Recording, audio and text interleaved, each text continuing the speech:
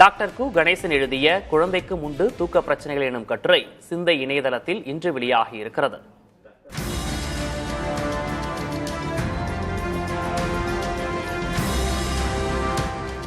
குழந்தைகளின் மனநலனுக்கும் சரியான உடல் வளர்ச்சிக்கும் தூக்கம் மிகவும் அவசியம் என்றும், அவர்கள் தங்களின் ஒருநாள் நேரத்தில் சுமார் 40% தூக்கத்தில் செலவிடுகிறார்கள் என்றும் டாக்டர் கு கணேசன் எழுதிய இக்கட்டுரை விளக்குகிறது.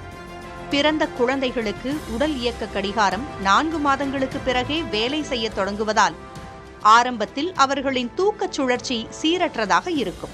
குழந்தைகளுக்கு நல்ல தூக்க பழக்கத்தை ஏற்படுத்த பகலில் பிரகாசமான வெளிச்சத்திலும் இரவில் அமைதியான 18 முதல் 20 டிகிரி செல்சியஸ் வெப்பநிலை கொண்ட மங்கலான வெளிச்சத்திலும் படுக்க வைக்க வேண்டும் என்கிறது இக்கட்டுரை.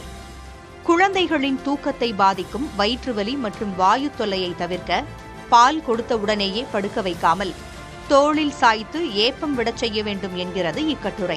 தினமும் ஒரு நிலையான தூக்க அட்டவணையை பின்பற்றுவதே இதற்கு சிறந்த தீர்வு என்றும் இக்கட்டுரை தெளிவுபடுத்துகிறது.